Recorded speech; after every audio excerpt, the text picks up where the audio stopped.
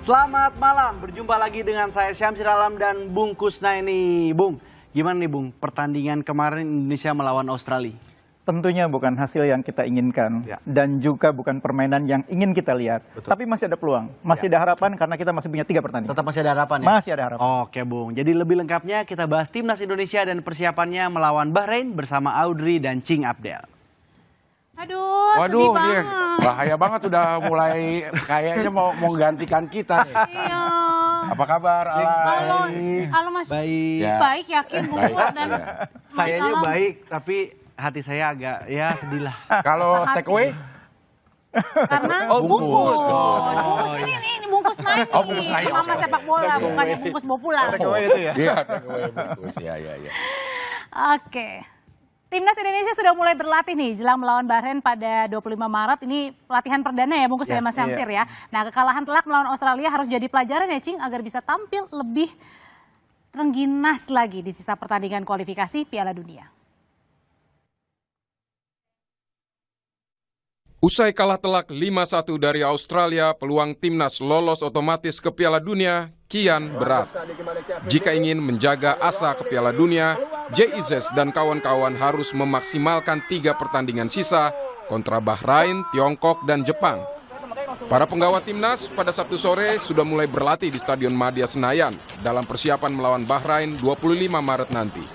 Sebelumnya pelatih timnas Patrick Kluivert berjanji melakukan analisa menyeluruh untuk menghadapi Bahrain. Well, the positivity is that we kept on going, and the spirit in the team will always be there. You guys don't see the spirit what we have in the team. We will react. We will react absolutely against Bahrain, but now we have to digest first this defeat and you know. Look at each other themselves, what somebody did wrong, also me, maybe I did something wrong as well, but we will analyze everything and prepare ourselves for Bahrain. More things we can do. Pengamat sepak bola Binder Singh menyebut strategi menyerang dengan garis pertahanan tinggi yang diterapkan Kluivert hancur lebur melawan Australia. Kluivert dinilai harus memperbaiki suplai bola ke lini depan timnas. Tapi yang sekarang menarik ditunggukan adalah strategi dari Patrick Kluivert, apakah akan tetap memakai strategi yang sama, bermain all out attack, main dengan garis pertahanan yang tinggi, main agresif. Nah, ini yang perlu ditunggu setelah strategi seperti itu gagal total lawan Australia. Iya, saya pikir yang perlu dievaluasi oleh Patrick Kluivert adalah suplai bola ke lini depan. Karena kalau kita menonton pertandingan melawan Australia, maka suplai bola ke lini depan itu sangat minim. Dari hitungan saya, suplai bola yang akurat ke lini depan yang bisa diterima oleh pemain untuk menciptakan peluang itu hanya 3. Jika mempertahankan formasi seperti melawan Jepang, maka Bahrain diprediksi bakal menggunakan formasi 4-2-3-1. Dengan formasi ini, maka Bahrain tidak sepenuhnya bertahan. 4 pemain yang cenderung ke depan akan menjaga tekanan ke lini belakang timnas. Apalagi Bahrain juga membutuhkan kemenangan untuk tetap ada di jalan menuju Piala Dunia. Meski bermain di kandang sendiri, laga melawan Bahrain tidak akan mudah untuk timnas. Namun skuad Garuda harus terus menjaga asa lolos ke Piala Dunia. Tim Liputan, Kompas TV.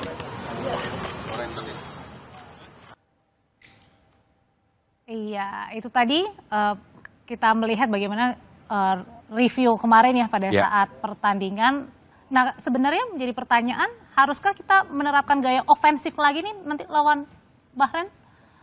Jadi kalau cara pelatih menentukan game plan itu tentu kewenangan pelatih berdasarkan review terhadap kebugaran pemain, kesiapan pemain, itu biasanya last minute. Tapi persoalannya kemudian, apapun strategi yang dipilih oleh pelatih, game plan-nya itu harus konsisten diterapkan di lapangan. Tim ini belum matang, karena itu kalau pelatih gampang berubah, nanti pemain bingung. Nah, itu yang terjadi di pertandingan pertama.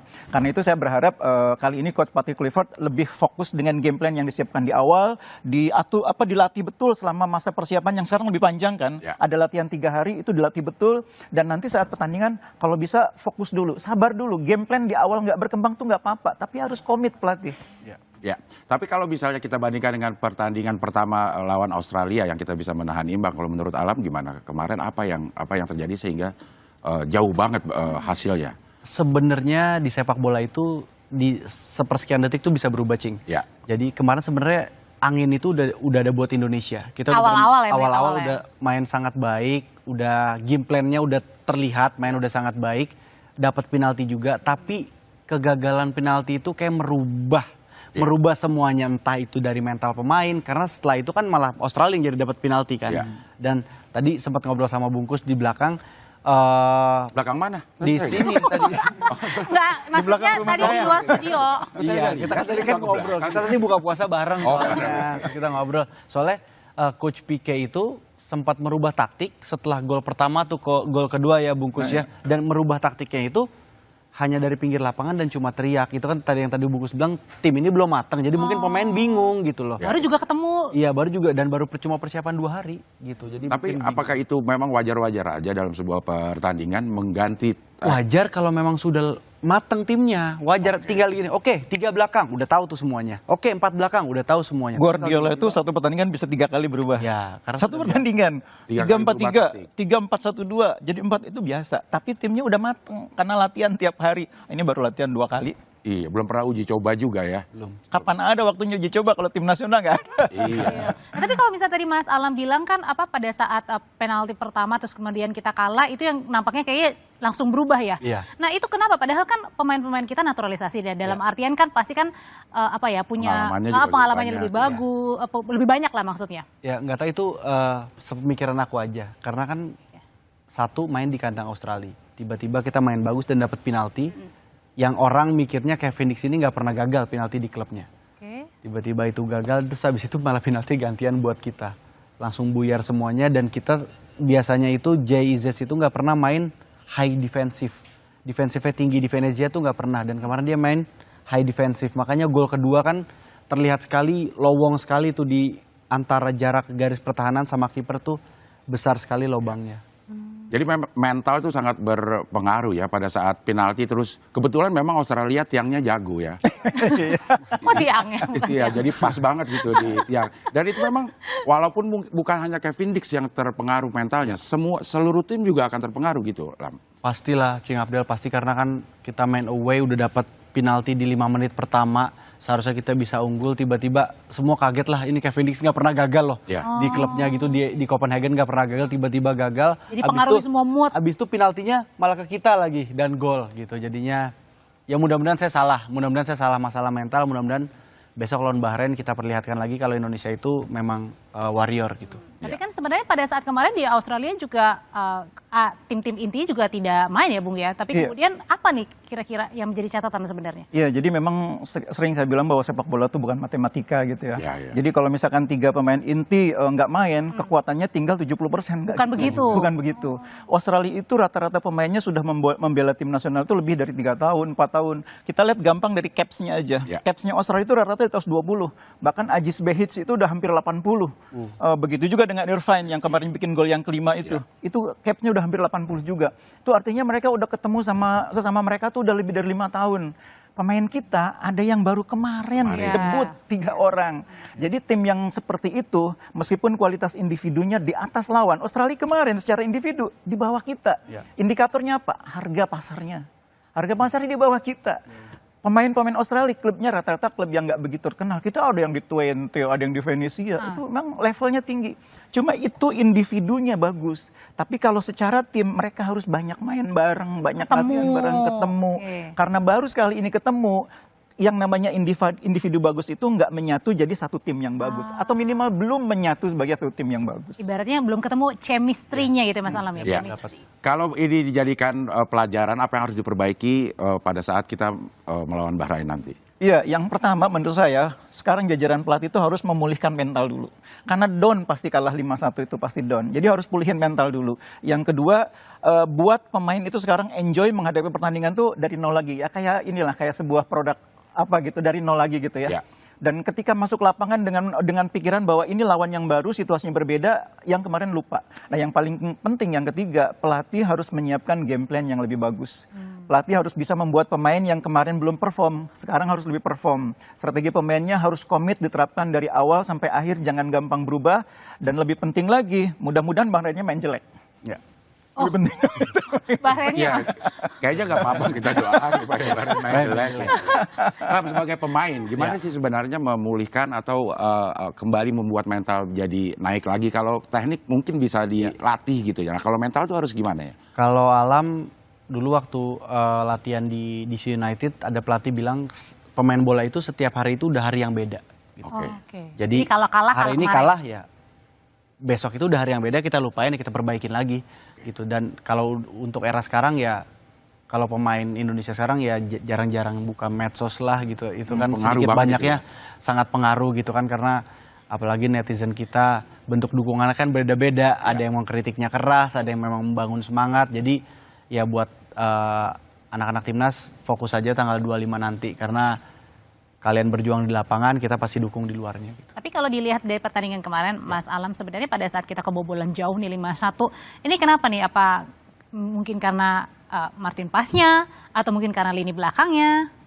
Ya kalau aku pribadi lihat mungkin karena game plan-nya belum matang kali ya. Game plan-nya belum matang dan juga mungkin pemain juga belum terlalu mengerti apa yang dimau sama pelatih. Ya. Gitu, karena yang saya bilang biasanya JIZ itu mainnya di agak di bawah, ini high defensifnya terlalu Katanya tinggi. placing-nya itu yang agak bingung juga ya? Iya, sama biasanya Verdong itu kan mainnya di bek kiri. Ini kemarin malah Verdong mainnya di 3 belakang gitu, kayak gitu-gitunya lah gitu. Mungkin belum cocok, tapi mudah-mudahan di waktu yang sedikit ini bisa diperbaiki, jadi lawan Bahrain bisa lebih baik lagi. Ya, sebelum pertandingan melawan Australia beberapa pembahasan bilang kita seri aja udah bagus, terus minta ya defensif aja gitu. Tapi begitu pertandingan memakai taktik ofensif, ini pertimbangan dari tim pelatih apa ya? Iya, jadi waktu pertama kali Kluivert ke Jakarta masih ingat mungkin ya, pernyataan dia tuh 2 pertandingan pertamanya targetnya 4 poin. Kalau 4 poin itu artinya 3 poin di kandang lawan Bahrain, lalu 1 poin di kandang Australia. Itu udah sangat realistis. Tapi begitu melihat susunan pemain Indonesia, susunan pemain Australia banyak yang nggak main, mungkin berubah ininya, berubah optimismenya dan yakin bisa menang. Karena yakin bisa menang, makanya di lapangan strateginya pun menjadi lebih ofensif. Padahal kalau berkaca dari pertandingan waktu kita jadi tuan rumah lawan Australia, kan kita digempur abis. Dan yang kedua yang nggak kalah menarik, Australia memang berubah mainnya. Dia pinter, main di kandang sendiri, dia main nggak tinggi, dia nunggu di belakang. Dia nunggu sampai pemain Indonesia maju, berusaha membongkar pertahanan tapi gagal. Pemain Indonesia kemudian mulai kehilangan posisi, nggak disiplin. Iya, akhirnya di situ lah. Jadi memang pinter lawan juga. Ya. Jadi memang Australia itu parkir bis nggak hitungannya kalau kemarin itu? Enggak sih, enggak. Kalau parkir sebenarnya sih enggak. Tapi dia memang garis pertahanannya lebih rendah dibanding biasanya. Lebih ke parkir angkot aja mungkin. Mungkin. Nggak ada Agak yang kecil, kena. agak Tapi ada yang bilang juga kalau permainan kita kemarin enggak rapet banget begitu ya. Jadi kayak banyak bolongnya, kosongnya. Ya karena mungkin satu udah kegolan di menit awal gara-gara penalti, kedua juga game plan berubah mungkin ya bungkusnya, jadinya yang tadi bungkus bilang ada optimisme yang berbeda, jadinya malah kita offense, padahal mungkin kalau 1 poin aja udah sangat baik sekali, jadi offense ya jadi banyak bolong. Iya, kalau mau kita ambil hikmahnya, apa yang bisa dipertahankan? Ya, ini tim ini sebenarnya udah bagus di pertandingan kemarin. Bagian mananya? Iya, kalau saya mengutip apa yang sering disampaikan oleh Cing Abdel dalam berbagai acara keagamaan. Apa tuh, Bung? Belajarlah dari kesalahan. Itu nomor 1. Yang kedua, jangan menganggap remeh orang lain. Walaupun kita main di kandang sendiri, jangan menganggap remeh Bahrain. Cukup, Cing. Cukup. Enggak, tapi karena masalahnya tadi pada saat tadi pada wawancara sama Calvin Verdong, Verdong nih bilang kayaknya Bahrain ini tuh tidak sekuat begitu Australia begitu ya. Apakah kalau kayak gitu, apakah ada tadi harus jangan juga terlalu overconfidence atau bagaimana sebenarnya kita harus menyiapkan nih lawan Bahrain jangan sampai kalah gitu ya. Nanti ya, Bung ya. Bisa jadi tetap bersama kami.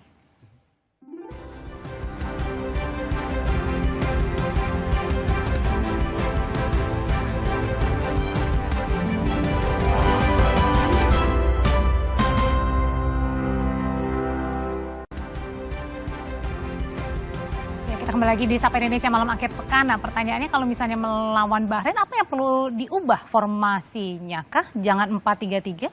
Atau pemainnya yang harus diganti? Atau gimana menurut? Atau ya? Ya, atau. Nah. Sebelum itu sebetulnya kita harus paham dulu Bahrain itu siapa. Gitu kan. Bahrain itu kemarin melawan Jepang, kalahnya susah loh. Kalah 2-0 memang. bagus, ya. Kalahnya susah. Defense-nya bagus, mainnya disiplin, dan kualitasnya rata. Mengapa mereka mainnya disiplin, mainnya kesannya bagus? Karena mereka cuma dari 3 klub besar. Al-Muharraq, Al-Rifa, dan Al-Holdia. 3 pemain depan itu yang panggil kan ada 4 orang. Ya. 3 itu dari klub Al-Holdia. Artinya kerjasama udah main sangat sama-sama. bagus. Udah main sama-sama, Jadi hati-hati, Bahrain ini bukan tim yang gampang dikalahkan. Oke, dan jangan dipandang sebelah mata ya karena ini. Nah, itu tadi pesan Cing Abdel kan. Iya. Yang dikutip ya. Mudah-mudahan hujan karena Bahrain takut sama hujan. Kenapa? Bahrain. Oh iya, bah hujan gitu maksudnya. Oh iya. Maaf ya. Lucu ya. Komedi sedikit. Komedi sedikit. Oke, ini di belakang kita ya, Cing ya? Ya. Ada apa, Cing? Ini ada formasi yang Ya. siapa sih yang naruh ini formasinya? Kita nggak Ini tahu ada juga tim ya. kreatif. Ada tim kreatif. Iya, ya, tapi ya. ini kemarin yang pas. Oh, ini pada formasi saat- waktu lawan Iya, Australia. Lawan iya. Australia. Iya. Oke, kalau ada wewenang dari Alam atau Bungkus untuk mengotak-atik melawan Bahrain, apakah ini masih tetap Tunggu SK-nya dulu dong. Oh. Pas kan langsung saya keluarin. Ya. Nah, Silakan. ya. Berdiri ya kita. Boleh ya? berdiri. nggak apa-apa ya, berdiri. Boleh berdiri. Ayo, Ya. Alam. Bungkus Ayo, dulu. ya, bungkus mau pakai Oke. formasi berapa? Kalau saya ngeliat kemarin kita main ya, dan sebelumnya kita juga pernah di tangan Sintayong itu tiga di belakang. Saya Ya. sebetulnya lebih aman kalau kita main 3 dulu. 3 dulu, oke. Tapi maksud saya 3 ini jangan Calvin Verdong. Ya. Dia ini jangan di sini. Ini susah jangan di amat situ. sih nyopotnya. Aduh. Oh, iya. Iya. Nggak ada rodanya soalnya. Nah, Nggak ada di sini rodanya. menurut saya itu harusnya Rizky Ridho. Sini ya. Nah, dia ada Iya. di sini. Verdong malah naik. Ya. Iya. Karena kalau Bukan naik loh, ini wing. Iya, Naik di sini. Iya. Paling nggak naik 1 tingkat lah dari back ya. Ya. Oke. Nah, kalau Dix tetap ya? Tetap di situ. Oke. Nah, saya kemarin juga agak kecewa sama Nathan Chuaon. Kenapa? Karena mainnya agak di bawah performa ya. Ya. Dan menurut saya dia mungkin karena lama nggak main di klubnya. Jadi bagusnya sih Joey Diganti? Pelopesi ini. Oh, yang Joey. memang di klubnya juga lagi-lagi susah. Lagi-lagi Oh, susah. lagi-lagi susah memang. Tapi menurut saya Dian yang main nih. Ya. Nanti susah di sini, Joey mudah-mudahan di lapangan dia mainnya lebih bagus ya. Oke. Kalau Ole kan itu kemarin mencetak gol nih. oleh besok starting lah. Besok nih Ragnar main ya. Mana Ragnar? Ragnar. Halo Ragnar. Ah, ini dia. Wahaji. Nah, ini Ragnar harus main karena mainnya bagus. Di zamannya Menggantikan STY juga dia main terus. Jadi dia main di sini. Oleh tolong digeser ke sini. Oh, Oleh- Marcelino tetap ya. Ya agak Iya. susah karena memang ini masih ada ke Korea-Koreanya. Kita Iya, pakai nah nanti begini, tapi bisa jadi nanti di lapangan Oleh agak ke sini, Ragnar juga agak ke sini, Marcelino di sini. Ya. Menurut Di saya tengah. kok copot. Oh, Iya. copot ya. Namanya perjuangan. Nah, Ya, ini ini akan ya. jadi formasi yang lebih menjanjikan. Ini berarti apa nih? 3. 3-4-1-2 gitu. 1-2. Ngerti banget. Harusnya 4-3-2-1 kan bukan? Ini agak- Bukan. Oh iya. Bukan. Tapi kalau kita boleh berandai-andai nih, kalau misalnya kemarin itu masih Coach Shin, kira-kira Ya, dia hasil- masih di sini. Iya, masih di sini. Ya, kalau kemarin masih sit Oh, iya. dan nggak war takjil dia ya. Kemarin habis world tag di Iya. jalan panjang. Nah, kira-kira nih hasilnya bakal sama nggak kemarin? Belum tentu, karena setiap pertandingan kan berbeda. Dalam sepak bola itu belum tentu kita bisa mengalahkan tim yang peringkatnya peringkat ke-20. Besok lawan tim peringkat 80 kita pasti menang, enggak. Oke. Oke. Kemarin Australia bisa ngalahin kita karena peringkatnya emang 30-an, 20-an. Ya. Bahrain ini 80-an. Belum tentu Bahrain lebih ringan dari Australia. Oh, Itu yang harus selalu diingat bahwa sepak bola itu bukan matematika. oke. Iya. Silakan Alam. Oke. Kalau Alam mungkin formasinya mau diganti atau pemainnya yang bakal mau diganti? Udah pas. Oh, udah kayak gini. 4 tadi udah berapa? 4? 3-4-1-2. 3-4-1-2. 3-4-1-2. Oke. Ya ini pertahanannya tidak beresiko dengan Tidak, karena Kevin Dix akan membantu ketika diserang akan jadi 5-2-1-2 bisa atau 5-3-2 jadi bisa. Karena Kevin Dix pasti turun. Karena Kevin Dix sama Verdong endurance-nya bagus jadi mereka bisa Naik turunnya dari pertahanan ke lini depan itu kuat mereka. Oke. Ya. Nah, kira-kira kalau misalnya nanti pertandingan pasti ini pressure-nya juga lebih kuat ya. Betul. Karena ini pertandingan kedua bagi Kluivert juga. Iya. Adanya di Jakarta. Jadi tuan rumah mendapat Jadi tuan dukungan rumah. yang besar dari pendukung. Apalagi itu- lawan Bahrain kan ya, masih Iya, ada bisa, luka.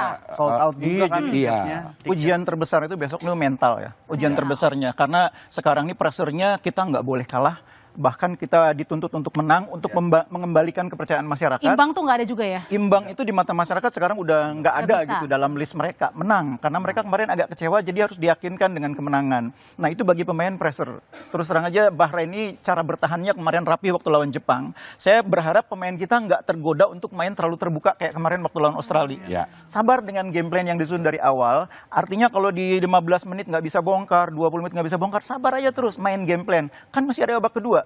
Jangan baru kebobolan menit ke-20 terus mengubah, jangan. Itu akan membuat pemain di lapangan juga bingung. Oke. Ya, jadi bisa dipastikan dari Bahrain juga akan merubah strategi untuk menghadapi Indonesia dibanding dengan pertandingan pertama. Kemarin ada orang Bahrain yang nonton di Australia, itu pasti mengawasi itu. Wah. Disuruh itu pasti. Disuruh lihat pemain Indonesia. Ada mata-mata berarti ya? Iya, terus Melihat bikin kayak laporan pasti. Dan mungkin mereka belajar dari cara Australia melawan Indonesia. Oh, oke. Iya, iya, iya. Dan berarti artinya kita nggak boleh dengan cara yang sama juga dong, karena kan sudah dilihat juga sama Bahrain kan? Menurut saya besok di home pasti kita juga akan menyerang sih. Oh, Tapi harus hati-hati juga. Lebih seimbang ya. Ya, tapi lebih harus seimbang. hati-hati juga. boleh Tapi duduk harus juga hati-hati. Mas Al. Oh iya, oh boleh duduk. Silakan. Oh iya. Capek juga berdiri. Iya capek ya. Sekarang kita yang berdiri. Oh iya, kalau gitu Cing silakan. Iya, iya. Gimana Mas Alam tadi? Ya menurut saya kita akan menyerang di GBK dan juga tapi harus hati-hati juga sih, nggak boleh kecolongan juga dan nggak boleh terlalu overconfidence Iya, juga sih iya, gitu. iya. Jadi memang harus saling mengingatkan ketika menyerang siapa yang bisa stay di bertahan, jangan sampai bolong lagi pertahanan belakang. Dia sebagai pemain ya Alam ya. Optimis sama overconfidence itu memang bedanya tuh sangat tipis. Susah sekali sih Cing kadang-kadang. Iya. Susah buat Menata pemain hati kita ya. mengendalikannya susah. Kalau aku lebih milih optimis. Aku lebih pilih optimis daripada overconfidence, kayak aku nggak bisa tuh kayak mau tanding kayak Apa sih? ini menang lawannya elah ini itu pasti aku nggak bagus banget gitu. Malah aku mikirnya wah ini pasti lawannya berat, mereka lebih siap. Jadi aku juga buat diri aku siap gitu. Ya, ya, ya. Oke. Kalau di kemarin ada juga yang mengkritik kepemimpinan pelatih Patrick Kluivert di pinggir lapangan. Tidak, katanya enggak Iya. seperti pelatih kok enggak ada aura pelatih. Iya. Itu gimana? Iya, jadi tiap pelatih itu punya gayanya masing-masing. Jadi ada pelatih yang memang senang berdiri terus mengingatkan pemain, ada juga yang biasa duduk melihat. Memang itu gayanya beda-beda. Ya. Tapi memang Indonesia itu salah satu problemnya kan saya bilang tadi, pemain ini baru sekali ini ngumpul. Banyak yang baru sekali ini debut, belum terbentuk permainan tim. Kalau timnya belum terbentuk permainannya, pelatih harus lebih aktif. Aktif mengingatkan posisi pemain, misalnya Rido maju dikit. Jadi pemain itu kadang-kadang harus diinstruksikan dengan perintah yang detil. Rido jangan terlalu tinggi, tahan Rido.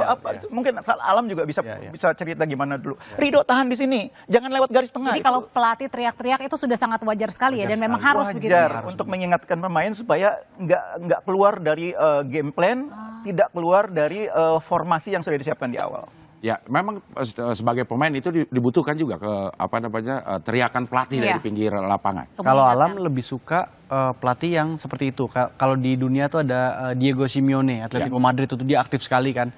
Karena apalagi tim yang baru kumpul itu ngebantu banget gitu. Kecuali kalau tim yang sudah lama berkumpul itu udah pakai kode aja tuh gampang. Misalnya dia tinggal teriak ke kapten misalnya Jay, kita pakai 4 belakang ya, oke berarti 4-5-1. Oke. Jay pakai 3 belakang, oke berarti 3-4-3. Udah otomatis. Tapi kalau tim yang baru ya harus detail Harus kayak detail, gitu. ya. Contohnya di Argentina. Gitu. Ya. Contohnya di Argentina kan. Ya. Scaloni itu jarang berdiri, jarang teriak-teriak. Iya. Karena yang sibuk di lapangan tuh Messi. Iya. Messi yang ngatur semuanya. Messi yang ngatur. Jadi situasinya memang berbeda tiap tim itu. Kalau Jay Itse sendiri sebagai kapten gimana tuh? Ya menurut saya udah kapten yang bagus banget ya.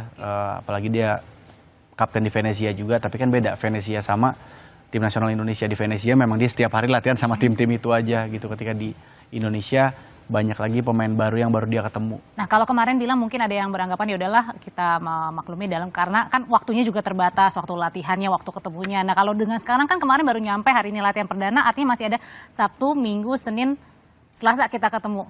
Ada nggak bisa alasan karena wah waktunya singkat nih? Kalau untuk tim nasional enggak sih. Udah nggak ada lagi alasan. Karena udah bisa bilang cukup itu. Karena udah dapat pelajaran dari Australia juga, sama sekarang udah ada 4 hari buat latihan juga. Ya, 4 hari itu cukup untuk bangun chemistry, Latihan. memastikan gameplay. Untuk pemain yang di high level cukup. Cuma bedanya kan tim kita ini baru seperti yang saya bilang tadi, banyak pemain yang capsnya masih terbatas. Ya. Semakin lama waktu ngumpulnya, semakin lama waktu berlatihnya, semakin banyak bertanding, semakin baik. Jadi harus banyak ketemu ya. Main bola kan di lapangan, bukan di ruang ganti. Jadi banyak di lapangan ketemu. Jadi harus banyak di lapangan tuh. Banyak di lapangan. Diem-diem baik. Daripada diam-diam sakit, lebih baik diam-diam baik. Ya. Iya, iya. Jadi kalau ada prediksi, berapa kira-kira yang dari Bungkus? Saya lebih tepatnya ke harapannya. Saya tuh berharap kita pokoknya harus dapat poin. Saya nggak berharap Indonesia mengalami apa yang kemarin dialami di Australia. Di luar ekspektasi mainnya agak mengecewakan, hasilnya lebih mengecewakan. Iya. Sekarang ini jangan sampai itu terjadi lagi. Karena itu saya berharap paling tidak berakhir pertandingannya dengan poin. Menang itu luar biasa. Tapi menurut saya feeling yang paling kuat saya, Indonesia dapat poin. Oke. Artinya minimal imbang. Artinya di menit-menit awal itu harus gol dulu nih. Enggak, jadi Oh, enggak. jangan tergesa-gesa kita main di kandang terus pengen Harus gol, coba, gol, iya, oh. main sesuai game plan. Nah, kita lihat nanti game plan-nya Coach Patrick Kluivert seperti apa. Ikuti game plan-nya, sabar kalau belum bisa membongkar pertahanan lawan, nunggu kesempatannya datang. Kalau game plan-nya emang udah tepat, gol akhirnya akan datang juga. Yang paling penting fokus, jangan sampai kita berakhir pertandingan nggak dapat poin. Fokusnya di situ. Harus ada revisi game plan, selain revisi RUU ya. TNI, udah lemah. Sana ya. Ya, kalau menurut Alam, kira-kira gimana revisi RUU TNI? Revisi itu dari bukan game plan. beda. Boleh pamit saya? Pamit ya, pamit ya. Itu lebih takut itu. Ini pertandingan bola. Ya, apa? Ya revisinya walaupun kayaknya kita akan menyerang, tapi juga harus hati-hati juga, jangan sampai kecolongan kayak di Australia. Terus juga jangan terlalu overconfidence walaupun kita main di kandang. Ya mudah-mudahan yang tadi Bungkus bilang seminimal-minimalnya kita dapat poin, tapi kalau prediksi saya kita menang 2-0. 2-0. Prediksi Deg-degan ya dari sekarang aja kita Amin. deg-degan. Kita aminkan. Iya. Kalau kansnya, kalau kita seri deh, Iya. karena ini hasil Iya. minimal yang kita Iya, ingin. iya. Kalau Nah, kita seri, gimana masih ada ke kans depannya? untuk- Iya, jadi kita sekarang menurut saya sudah sangat sulit untuk lolos langsung sebagai peringkat kedua. Kalau Ya. peringkat pertama tuh Karena kita di 4 ya Iya, sekarang hampir ya. pasti Jepang itu. Ya. Hampir pasti Jepang. Nah, yang kedua kemungkinan Australia. Ya. Apalagi mereka sekarang sudah bounce back. 5 pertandingan cuma sekali menang, kemarin menang gede lagi. Pasti mereka sisa berikutnya Oke. akan. Nah, sekarang kita fokus dapat 3-4 supaya lolos putaran keempat. Yang tiga ini siapa? Arab ya? Iya, ketiga Arab. Caranya mengalahkan Bahrain, mengalahkan China. Atau minimal 4 poin dari Bahrain dan China. Kalau kita bisa dapat 4 poin di Jepang, oke lah kita kalah. Kita masih bisa ada di posisi keempat dengan 10 poin. 3 atau 4. Karena Bahrain itu masih akan ketemu lawan-lawan yang juga bersaing di posisi 4. Lawan Arab mereka nanti. Habis itu lawan China juga. Mereka akan saling bunuh. Jadi kalau kita bisa dapat 4 poin, kita mungkin peringkat keempat. Kelimanya Bahrain, keenamnya baru China. Berarti tadi kata Bungkus bilang ya nggak ada untuk imbang ya, pokoknya ya menang begitu ya. Bukan, nggak dapat poin. Harus Nggak dapat poin, harus dapat poin ya. Kalau Oke. kita menang 2 kali, mendapatkan tambahan 6, apakah otomatis akan ada di peringkat 3-4 atau masih menunggu hasil dari yang lain juga? Australia sekarang sudah 10 poin. Kalau Australia dapat 3 poin lagi, 1 kemenangan lagi, kita nggak bisa ngejar. Akan sulit bagi kita. Oke lah kita masih bisa dapat 9 poin, tapi masa ngalahin Jepang kan Ya. susah kayaknya. Iya. Maksimal kita 6 poin dari Bahrain dan China, 12 poin. Australia akan Udah otomatis 13 poin. 3-4 udah otomatis. Kalau kita Iya. dapat 6 poin 3-4 oke, tapi Iya. lolos langsung enggak? Oke. 3-4 oke. Oke, Ya, dan jadi Walaupun dalam sepak bola, bola itu bundar ya. iya boleh itu bundar. Iya, iya. Bundar atau bulat ya? Itu dia, bulat apa bundar? Iya. Oke, jadi harapannya ini tadi ya pemain-pemain dari Mas Alam dan Iya. juga Iya. Bungkus ya. Iya, Kalau untuk prediksi. kiper tetap masih Martin Paes ya yang Oh iya, saya memiliki mau jagoan ngomong kita itu ya. juga. Kalau menurut saya coba Odero deh. Oh, Audero. Kalau menurut saya coba Odero. Tadi kita nggak ngomongin kiper ya. Iya, makanya saya juga beringat. Ada Audero nggak di sini? Ada. Ada. Sini. Ada ya. Emil. Oh, Menurut saya harus Bisa dicoba ya. coba ya. Karena kemarin kiper yang nggak apa-apa habis nih coba pas di Bahrain. Nggak apa-apa, karena Nggak apa-apa. kiper yang habis kebobolan banyak itu juga biasanya agak down. Iya. Oh. Ini kesempatan kalau mau ganti kiper ya memang Ya sekarang. sekarang. Iya, iya, iya. Oke, terima kasih. Terima kasih, Bungkus. Terima kasih. Terima kasih. Terima Bungkus, kasih. Mas Alam. Kita deg-degan banget dengerinnya gimana ya. Antara prediksi dan harapan susah digabungin ya. Iya, iya. Apalagi doa ya. Benar, iya, iya.